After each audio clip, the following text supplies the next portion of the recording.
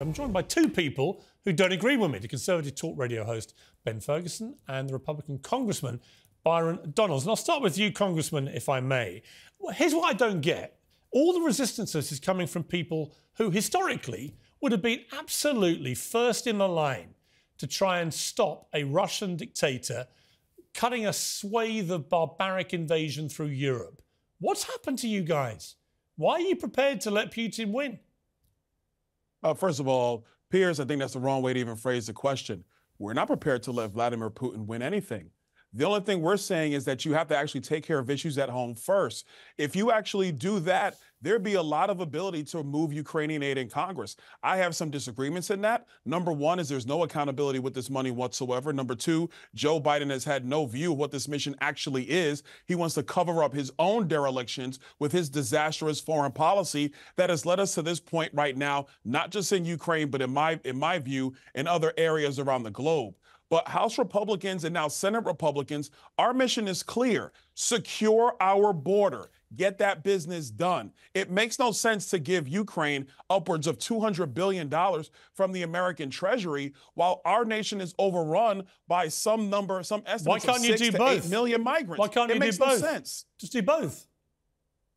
Listen, to be truthful, nobody trusts this administration. They're flagrantly violating a border security law. Yeah, but this comes law. back... Not even immigration law, this is border security law. Listen, I agree with you that what's happening on the border is completely out of control, a dereliction of duty by Joe Biden, and it's got to be fixed. But America is, last time I checked, the #1 superpower in the world, the richest and most powerful country on earth. Are you telling me it can't control its border and at the same time stop a Russian dictator taking over European countries?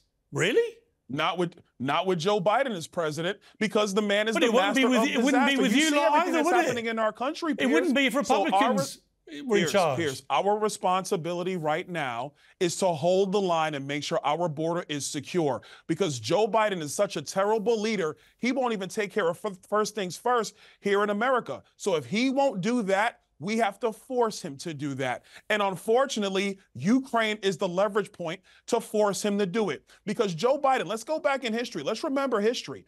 Joe Biden saw Russia amassing troops for 6 months at the Ukrainian border. He did nothing. Ukraine was asking for help during that 6 months. He did nothing. When Russia invaded, Vladimir Zelensky was told, hey, get on a G5. And if he didn't tell Joe Biden, no, give me bullets, I'm not looking for a ride, Joe Biden wouldn't even be talking about it. Sounds like you think we should have seen American...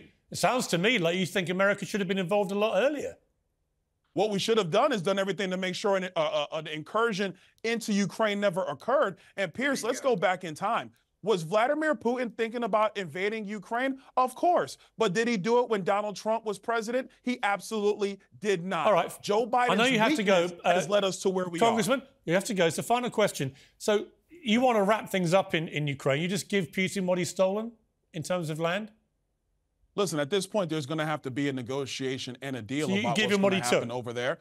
No, that's not what I'm saying. What I'm saying is they need to figure out a negotiation. But the #1 thing that matters to us is border security here in the United States. You don't care about the border security. We take care of America at home, then we can talk about the world. Yeah, but you don't care about the Ukrainian border security. It's that simple. So my question is, Putin wants to rewrite the Ukrainian border and just take vast swathes of the country for himself, and you would let him do that, right? No, I do not want to let him do that. As a matter of fact, I want to do everything. I want to do everything possible for Vladimir Putin to be defeated. But I am telling you this. How do you defeat him? By giving him everything he's taken? Piers, the American voter is demanding that our security is taken care of first. Our borders must be secured. That's the position of the House Republicans. Listen, I know you have to go. Biden, hold on, last minute, Piers. Last thing, Piers. All Joe Biden has to do is undo what he did when he came into office. Secure our border, then we can talk about Ukraine. Until then, there's nothing to talk about. All right, maybe too late by then. Putin may get his victory and you'll have helped him. But anyway, I appreciate you joining me. Congressman, thank you very much. Let me turn to Ben Ferguson. Thank you. Ben, I just don't get this. I can't understand. Let me explain it a different way. Yeah. Let me explain it a little bit different way.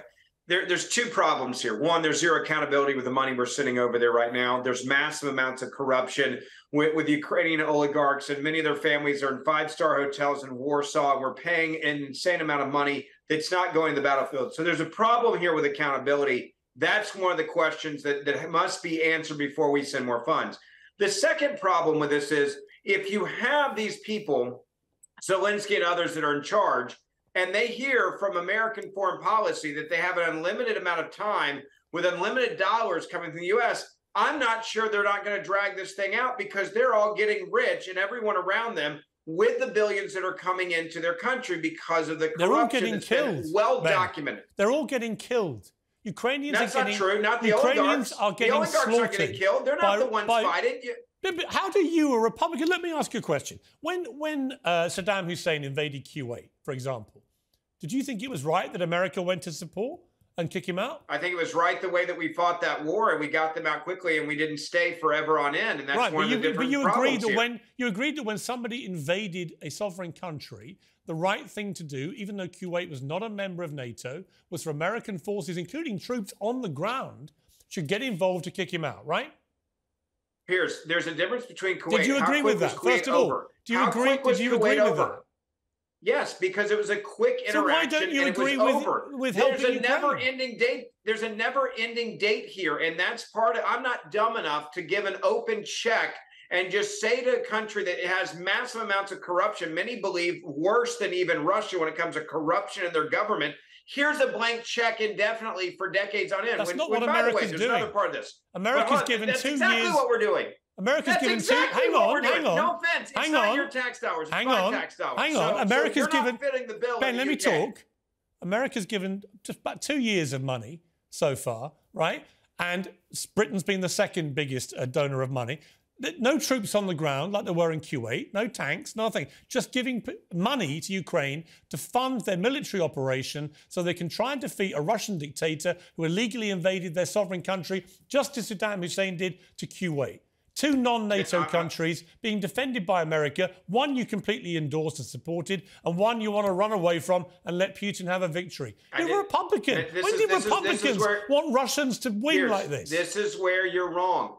I didn't say run away. I said accountability. I want there to be accountability for this check that I'm writing as an American taxpayer. By the way, with money we don't have that we're then borrowing and then having to finance going to corrupt people in Ukraine. There is a huge difference between these two scenarios. Kuwait was a very short-term implementation of a process to win, and then it was over. That you could have done 10 Kuwaits in the time frame that you've done 1 Ukraine, which is at a stalemate at best right now. How are you going to feel if you don't give the money? Corruption. Final question and brief answer, please. How are you going to feel if the money doesn't get given to Ukraine and Putin actually defeats Ukraine and then starts invading other countries near Ukraine? It's not.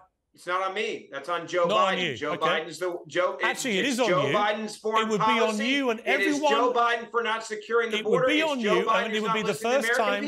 Be the first time in modern American history where it was the conservative right that allowed a Russian dictator to rampage his way through Europe and take what he wanted. When you're being held I find hostage, that staggering. Piers, when you're being held hostage by a president of the United States of America that allows for 8 million people to invade your country in the last year and a half since he's been president, then and he refuses to do his job, and this is what you have to do to hold him to accountability, you do it. So if you want to blame someone, don't blame me, say I'm cutting and running. I can't stand Vladimir Putin, right? I can't even travel to Russia if I wanted to in peace times. The reality is this is Joe Biden's fault that he's not held them accountable for the money we've already sent and refuses to ask questions about the corruption. Ben Ferguson, always good to talk to you. Thank you for joining us, Uncensored. I appreciate it.